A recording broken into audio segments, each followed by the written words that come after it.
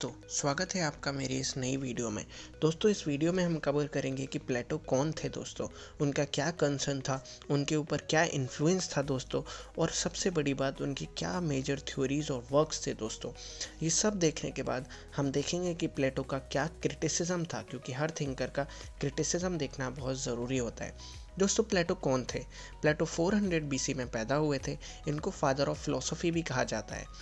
इनके क्या क्या कंसर्न थे दोस्तों? तो इनका एक बहुत ही बड़ा कंसर्न था, एथेंस को ये एक आइडियल स्टेट बनाना चाहते थे। आगे हम देखें कि आइडियल स्टेट क्या होता है दोस्तों। एथेंस एक ग्रीक का एक सिटी स्टेट था जिसको पॉलिस बोला जाता था दोस्तों। सेकंड इनका कंसर्न था कि कैसे इनइक्वालिटी और इग्नोरेंस को हटाया जा सके। इग्नोरेंस किसका दोस्तों? तो इग्नोरेंस ऑफ रूलर्स। ये रूलर्स का इग्नोरेंस को हटाना चाहते थे। थर्ड दोस्तों, इनका एक जो बहुत ही बड़ा कंसर्न था वो था सोक्रेटिस की डेथ। दोस्तों, सोक्रेटिस इनके एक गुरु थे, ये उनके डिसाइपल थे, और सोक्रेटिस की डेथ के बाद इनको बहुत बड़ी एक क्षति पहुंची थी, बहुत ज़्यादा ये दुखी थे, जिसकी वजह से दोस्तों इन्होंने एक पूरा रिफॉर्म लाने की सोची। सोक्रेटिस का इन्फ्लुएंस इनके ऊपर इतना बड़ा था कि ऐसा भी बोला जाता है all that is Socratic is platonic, यानी बहुत बहुत बड़ा इन्फ्लुएंस इनके ऊपर सोक्रेटिस का था। सोक्रेटिस का इन्फ्लुएंस इनके ऊपर एक डायलेक्टिक्स करके एक आइडिया होता है जिसके फॉर्म में बहुत ज़्यादा दिखा, कि इनकी एक बुक पूरा डायलेक्टिक्स के तौर पे ही लिखी है। डायलेक्टिक्स का मतलब होता है एक थीसिस होगा। थीसिस का मतलब होता है कोई भी एक आइडिया आएगा, उसके बाद एक आएगा एंटी थीसिस आएगा, और इन दोनों को जब एक साथ कन्वर्ज करेंगे तब आएगा एक सिंथेसिस। यानी दोस्तों, ऐसे करके आइडियाज़ इवॉल्व होते हैं। कोई भी सिंथेसिस, उसके बाद अगेन इसका एंटीथीसिस आएगा, फिर अगेन थीसिस आएगा, एंड देन सिंथेसिस आ जाएगा। सेकंड दोस्तों, इनका एक बहुत बड़ा सोक्रेटिस का एक और इन्फ्लुएंस था जो कि था थ्योरी ऑफ नॉलेज का दोस्तों। सोक्रेटिस बोलते थे कि नॉलेज इज़ वर्च्यू, यानी नॉलेज एक ऐसा वर्च्यू है जो गुड लाइफ के अटेनमेंट में बहुत ज़्यादा हेल्प कर सकता है दोस्तों। सोक्रेटिस के हिसाब से अल्टीमेट नॉलेज पे वो बात करते थे। अल्टीमेट नॉलेज क्या था? जो परमानेंट और रियल नॉलेज था, which was different from rhetoric. Rhetoric का मतलब क्या होता है? जो हम आम तौर पे जो लोग बड़ी बड़ी बातें फेंक देते हैं, ये उससे अलग नॉलेज होता है जो परमानेंट होता है और रियल वर्ल्ड में होता है। रियल वर्ल्ड में उस नॉलेज को हम देखते हैं, और ये रियल वर्ल्ड क्या है? ये रियल वर्ल्ड है जो हमारा वर्ल्ड ऑफ आइडियाज़ है, यानी जो हमें दिखता है मटेरियल वाला वो वर्ल्ड नहीं, ये वर्ल्ड ऑफ आइडियाज़ है दोस्तों। तो इसलिए ये बोलते थे कि नॉलेज जो है वर्च्यू है, क्योंकि नॉलेज उस रियल वर्ल्ड में जाने में हेल्प करेगा। अदर लोगों का इन्फ्लुएंस और था, जैसे पाइथागोरस हो गए दोस्तों।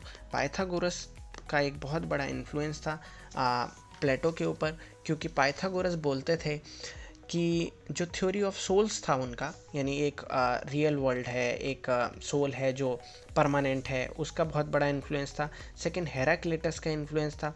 परमानेंटिस का जो आइडिया ऑफ परमानेंस था, यानी दोस्तों कि अलोंग विद चेंज, यानी वर्ल्ड में चेंज ज़रूर होता है लेकिन परमानेंस भी रहती है, उसका एक बहुत बड़ा इन्फ्लुएंस था परमानेंटिस का। थर्ड, जो हेराक्लिटस थे दोस्तों, वो बोलते थे कि थ्योरी ऑफ चेंज उन्होंने दिया था कि जो वर्ल्ड है, वर्ल्ड जो है वो कांस्टेंट नहीं है, वर्ल्ड चेंज होता रहता है। और इन्हीं के अपोजिट परमानेंटिज्म ने कहा था कि कुछ ऐसी चीज़ है जो कांस्टेंट होती है, यानी सब कुछ चेंज नहीं होता रहता है। तो ऐसे ये परमानेंटिस्ट से भी इंस्पायर्ड थे और हेराक्लिटस से भी इंस्पायर्ड थे। नेक्स्ट दोस्तों, प्लेटो का एक मेजर थ्योरी है, वो है उनका views on democracy. Views on democracy दोस्तों, आप ऐसे ही आइडिया लगा सकते हैं कि जो डेमोक्रेसी एक गवर्नमेंट थी, जैसे सिटी स्टेट में उस टाइम कुछ टाइप का डेमोक्रेटिक गवर्नमेंट का फंक्शनिंग होता था, तो उसकी वजह से जो उनके सोक्रेटिस थे उनकी डेथ हो गई थी दोस्तों। तो सोक्रेटिस की जब डेथ हुई, इससे प्लेटो बहुत ज़्यादा नाराज़ थे। इसका मतलब उनके मन में एक डिस्डेन आ गया, डिस्डेन फॉर डेमोक्रेसी, यानी डेमोक्रेसी से वो नफ़रत करने लगे बहुत ज़्यादा, जिस वजह से दोस्तों उन्होंने बाद में एक अपना नया थ्योरी दिया, थ्योरी ऑफ आइडियल स्टेट, जो बहुत ज़्यादा डिफरेंट था आइडियल स्टेट एंड कम्युनिज्म। तो ये वाला जो थ्योरी था उनका, वो डेमोक्रेसी से बहुत ज़्यादा अलग था। इसके लिए इनको क्रिटिसाइज़ भी किया गया है, और इनको क्रिटिसाइज़ किसने किया है दोस्तों? इनको क्रिटिसाइज़ कार्ल पॉपर ने किया है। कार्ल पॉपर ने इनको बोला है कि ये कौन थे? एनिमी ऑफ ओपन सोसाइटी थे। इसके बाद दोस्तों इसी से एक जुड़ा हुआ थ्योरी आता है प्लेटो का, जो था theory of ideas and forms. दोस्तों जैसा कि ये अपने गुरु से बहुत ज़्यादा इंस्पायर थे, सोक्रेटिस से, तो इन्होंने theory of ideas and theory of forms दिया। इनके लिए जो आइडियाज़ थे दोस्तों वो क्या थे? Ideas he essence of the universe थे। यानी जो बाकी सब हमें दिखता है वो सब फेक है, और जो रियल नॉलेज है वो किस में है? Knowledge, real knowledge lies in the world of ideas. और ये कहते थे जो आइडिया है उसको समझने के लिए क्या चाहिए होगा? आइडियाज़ को समझने के लिए रीज़न चाहिए होगा। यानी रीज़न बहुत ज़्यादा इंपॉर्टेंट है टू अंडरस्टैंड दी आइडियाज़, जो कि परमानेंट वर्ल्ड है, यानी वो वर्ल्ड कभी चेंज नहीं हो सकता है। नॉलेज क्या होता है? नॉलेज जो बिलीफ पे बेस्ड जो नॉलेज है वो नॉलेज क्या हो सकता है? हमेशा चेंज हो सकता है। लेकिन जो नॉलेज परमानेंट है, जो आइडियाज़ पे नॉलेज बेस्ड है, वो कभी भी चेंज नहीं हो सकता है।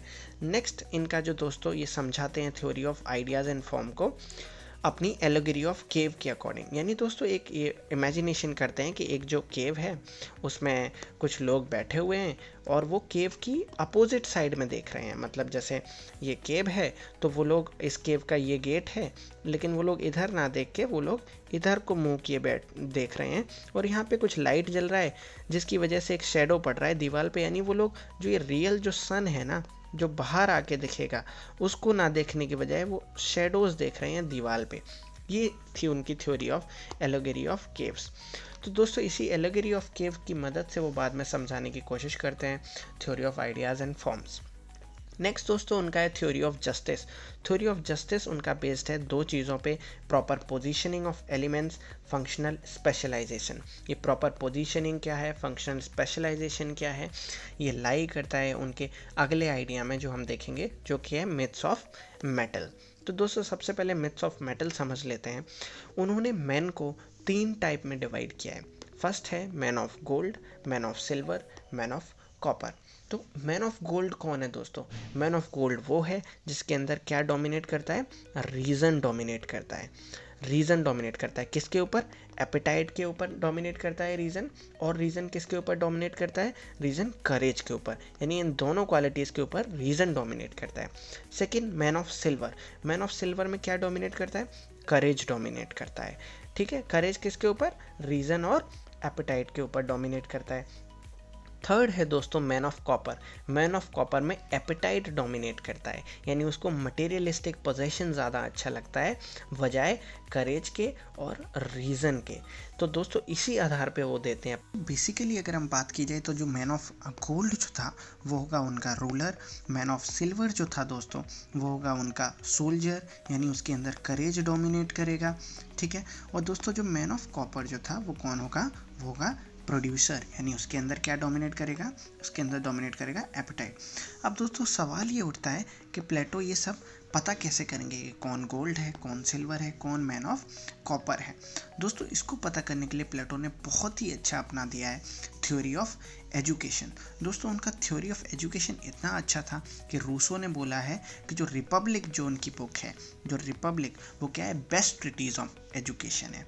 दोस्तों थ्योरी ऑफ एजुकेशन से ही वो पता लगाते थे कि मैन ऑफ गोल्ड कौन है, मैन ऑफ सिल्वर कौन है और मैन ऑफ कॉपर कौन है। उनका एजुकेशन बेसिकली 3 स्टेजेस में डिवाइड था। फिर वो करते थे बीच में अपना जो लोग एग्ज़ाम्स कराते थे और जो एग्ज़ाम्स में पास नहीं हो पाते थे वो बाहर हो जाते थे।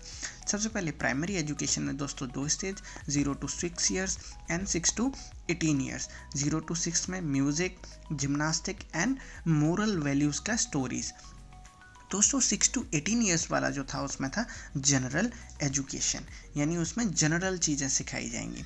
फिर दोस्तों होता था उनका secondary stage of education. Secondary stage of education में दोस्तों सबसे पहले 18 से 20 साल तक सेकेंडरी स्टेज ऑफ एजुकेशन चलता था। इसमें ओनली ऑन मिलिट्री ट्रेनिंग दी जाती थी।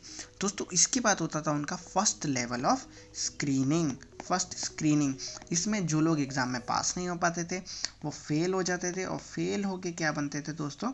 फेल होके बनते थे वो प्रोड्यूसर क्लास। यानी अब समझ आया दोस्तों कैसे आइडेंटिफाई करते थे वो सबसे पहले एग्ज़ाम कराते थे, एग्ज़ाम में जो फेल होगा वो बनेगा प्रोड्यूसर। नेक्स्ट दोस्तों उनका हायर एजुकेशन शुरू हो जाता था। हायर एजुकेशन में फर्स्ट स्टेज थी 20 to 30 ईयर्स। इस 20 to 30 ईयर्स में वो सिखाते थे maths, logic, logical and reasoning, logic और ज्योमेट्री रीजनिंग सिखाते थे दोस्तों। ठीक है, ये इसके बाद दोस्तों वो कराते थे सेकेंड लेवल ऑफ स्क्रीनिंग, और इसमें भी जो फेल होता था वो क्या बनता था आपकी बार बेटा, वो बनता था आपकी बार सोल्जर, यानी उसके अंदर क्या डोमिनेट करता था, करेज। उसके बाद दोस्तों फिर वो एजुकेशन, हायर एजुकेशन को फर्दर 2 और लेवल तक ले जाते थे, यानी फर्स्ट में तो वो स्क्रीनिंग करा चुके हैं ऑलरेडी, ठीक है, ऑलरेडी स्क्रीनिंग हो चुकी है। उसके बाद जो सेकेंड लेवल है उसमें 30 to 35 ईयर्स, और जो नेक्स्ट है बेटा वो 35 to 50 ईयर्स तक, यानी दोस्तों 50 ईयर के बाद क्या बन जाएगा, फिलोसोफर किंग बन जाएगा। यहाँ पे वो क्या सीखता था, यहाँ पे वो सीखता था प्रैक्टिकल नॉलेज, प्रैक्टिकल नॉलेज। समझ आया दोस्तों। तो प्लेटो का ये था बहुत ही होलिस्टिक थ्योरी ऑफ एजुकेशन। अब दोस्तों इसी से लिंक्ड है कि थ्योरी ऑफ एजुकेशन उन्होंने दिया क्यों, मेन कंसर्न क्या था, आइडियल स्टेट बनाना। और आइडियल स्टेट को रूल कौन करेगा, उनका फिलोसोफर किंग, यानी दोस्तों जो पढ़ा हुआ, जो नॉलेजेबल होगा, जो 50 साल की पूरा मेहनत करके आया होगा वो। और वो ऐसा बोलते थे कि वो स्टेज अच्छे गवर्न होते हैं जहाँ पे रूलर क्या होता है, रिलक्टेंट टू गवर्न होता है, यानी वो रूल ही नहीं करना चाहता है, वही स्टेट सबसे अच्छे गवर्न होते हैं। तो दोस्तों इसका मतलब रिलक्टेंट कौन होगा, जब उसके पास बहुत ज़्यादा एजुकेशन होगी, बहुत पढ़ा लिखा होगा, वो बोलेगा कि नहीं, उसको अब रूल ही नहीं करना, उसका कोई ये मोह माया जो वर्ल्ड ऑफ मैटर जो है, जो मटेरियलिस्टिक वर्ल्ड है, उससे उसका कोई वास्ता ही नहीं। तो दोस्तों वही कौन होगा, वो होगा सिर्फ और सिर्फ फिलोसोफर किंग, क्योंकि वो इतनी ज़्यादा 50 ईयर्स ऑफ एजुकेशन लेके आया है दोस्तों, जो अपने आप में ही उसको इस मटेरियलिस्टिक वर्ल्ड से एकदम अलग कर देगी। नेक्स्ट दोस्तों वो देते हैं थ्योरी ऑफ कम्युनिज्म, यानी दोस्तों ये उनका थ्योरी एक थ्योरी ऑफ जस्टिस एजुकेशन पे एक सरप्लस जैसा थ्योरी था। यानी दोस्तों अगर कोई भी कमी अभी भी फिलोसोफर किंग में रह गई, जैसे करप्शन हो गया, करप्शन को चेक करने के लिए, ठीक है, जैसे फिलोसोफर किंग में कहीं पोजेशन की फीलिंग ना आ जाए, इनको चेक करने के लिए ही देते हैं वो theory of communism. Theory of communism के अंडर दोस्तों वो 2 टाइप के कम्युनिज्म बताते हैं, communism of family and communism of property, यानी प्रॉपर्टी से अलग कर देना फिलोसोफर को और फैमिली से अलग कर देना। अब जब फैमिली और प्रॉपर्टी से ही वो अलग कर देंगे तो उसके अंदर करप्शन का कोई रीज़न ही नहीं बचेगा। ऐसा बोला जाता है कि वर्ल्ड रिवॉल्व अराउंड 2 थिंग, कौन सी 2 चीज़ें, 2 चीज़ें हैं, गर्ल एंड गोल्ड, यानी इन 2 चीज़ों के अगेंस्ट वर्ल्ड रिवॉल्व करता है। और प्लेटो ने बोला कि इन्हीं दोनों चीज़ों को ही वो हटा देगा, इसको भी नहीं रखेगा, गर्ल को भी और गोल्ड को भी नहीं रखेगा, तो कोई इशू होगा ही नहीं, और ऐसे बनेगा उनका आइडियल स्टेट। अब दोस्तों क्रिटिसिज्म क्या है प्लेटो को, एक बहुत ही बड़ा पॉइंट आता है। तो क्रिटिसिज्म में सबसे पहला तो कार्ल पॉपर ने ही क्रिटिसाइज कर दिया, क्या बोला, एनिमी ऑफ ओपन सोसाइटी। कौन है ये, एनिमी ऑफ ओपन सोसाइटी, यानी प्लेटो कम्युनिज्म को प्रमोट करते हैं, जो कि ओपन सोसाइटी में एक अपने आप में बहुत ही बेकार बात मानी जाती है। नेक्स्ट दोस्तों जो उनके सबसे बड़े डिसाइपल और क्रिटिक भी थे वो थे एरिस्टोटल। दोस्तों एरिस्टोटल बोलते हैं कि भाई जब आप फैमिली ही नहीं रखोगे, हाँ, जो एक टाइम टेस्टेड इंस्टीट्यूशन है, क्या बोलते हैं, एक नेचुरल और टाइम टेस्टेड इंस्टीट्यूशन है, जब उसी को नहीं रखोगे तो जो किंग होगा या जो रूलर होगा उसके पास मोटिवेशन का फैक्टर क्या होगा। यानी एरिस्टोटल कहते हैं फैमिली एज मोटिवेशनल फैक्टर, और जब वही नहीं रहेगा तो फिर जो रूलर है उसके लिए मोटिवेशन का फैक्टर क्या बनेगा। सेकंड वो कहते हैं कि जो प्रॉपर्टी है वो भी एक बहुत बड़ा मोटिवेशन का काम करती है। दोस्तों जो प्रॉपर्टी है वो भी मोटिवेशन का काम करती है, एंड जो फैमिली है वो भी मोटिवेशन का काम करती है। तो जो एरिस्टोटल हैं वो कहते हैं कि अगर ये दोनों चीज़ें आप नहीं रखोगे, इसको भी हटा दोगे, इसको भी हटा दोगे, तो क्या नहीं आएगा, जो मोटिवेशन है वर्क करने के लिए, मोटिवेशन टू वर्क, वो ख़त्म हो जाएगा है। अगला दोस्तों जो एक क्रिटिक और आया है, फेमिनिस्टिक क्रिटिक भी आया है। फेमिनिस्टिक क्रिटिक कहते हैं कि प्लेटो जो है वो वेमेन को क्या बना देते हैं, मियर एक ऑब्जेक्ट बना देते हैं, ऑब्जेक्ट टू प्रोड्यूस, क्या प्रोड्यूस करते हो, चाइल्ड। तो एक फैक्ट्री टाइप बना दिया कि बस वेमेन किसके लिए है, वेमेन एक चाइल्ड रियरिंग के लिए, चाइल्ड पैदा करने के लिए। हालांकि उनको फर्स्ट फेमिनिस्ट भी माना जाता है, वो हम किसी और वीडियो में देखेंगे। तो दोस्तों ये थे प्लेटो के क्रिटिक्स, प्लेटो का थ्योरीज, थ्योरी ऑफ एजुकेशन, उनका थ्योरी ऑफ जस्टिस, ये सारे थ्योरीज उम्मीद है आपको समझ आया होगा। अगर आप चाहते हैं मैं ये सीरीज़ कंटिन्यू करूं, बाकी और थिंकर्स को भी लेके आऊं, तो I continue this series and मैं और ज़्यादा अगर कोई भी सजेशन आपको लगता है तो please do list this suggestion. Video अगर ज़्यादा लंबी लगे तो 2x पे करके देख लीजिए। बाकी थैंक यू।